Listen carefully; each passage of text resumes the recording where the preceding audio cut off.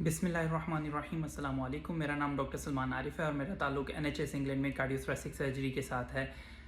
आप कभी लेटे हुए या बैठे हुए पोजीशन से अचानक खड़े होते हैं और आपकी आंखों के आगे अंधेरा आ जाए या चक्कर आ जाए या नज़र धुंधला आ जाए, तो क्या ये सिर्फ कमज़ोरी की निशानी है या ये ब्लड प्रेशर गिरने की अलामत भी हो सकती है?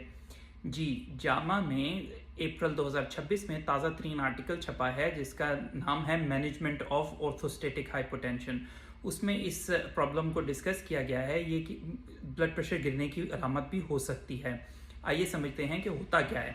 जब आप लेटे हुए या बैठे हुए से अचानक खड़े होते हैं तो हमारा खून ऑलमोस्ट 500 से 800 मिलीलीटर तक हमारे जिस्म के निचले हिस्से में मुंतकिल हो जाता है, जिसकी वजह है कशिश शकल।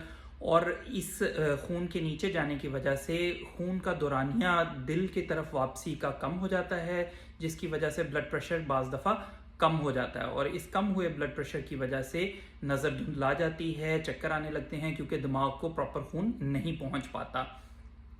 ये होता क्यों है? ये नॉर्मली हमारा जिस्म जो है वो इस मैकेनिज़्म का मुकाबला करता है हमारे आसाबी निज़ाम के थ्रू।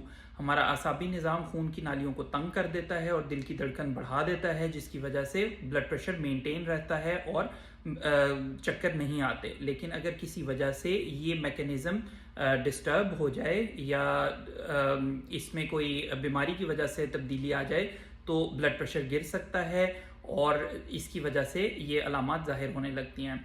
इसको डायग्नोज कैसे करते हैं? अगर बैठे हुए या लेटे हुए पोजीशन से खड़े होने के बाद 3 मिनट के अंदर अंदर आपका ऊपर वाला ब्लड प्रेशर 20 पॉइंट्स से ज़्यादा कम हो जाए और नीचे वाला ब्लड प्रेशर 10 पॉइंट्स से ज़्यादा कम हो जाए तो इस कंडीशन को कहते हैं ऑर्थोस्टैटिक हाइपोटेंशन।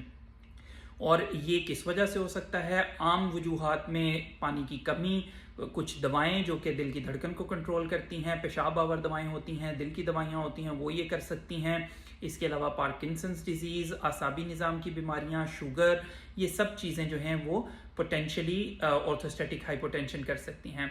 इसका ट्रीटमेंट क्या है जी? अगर तो डिहाइड्रेशन है तो पानी की मिकदार ज़्यादा लें, लेकिन अगर दिल का मरीज़ है कोई शख्स या किडनी का मसला है तो अपने डॉक्टर के मशवरे के बगैर पानी की मिकदार को या नमक की मिकदार को ना बढ़ाएं।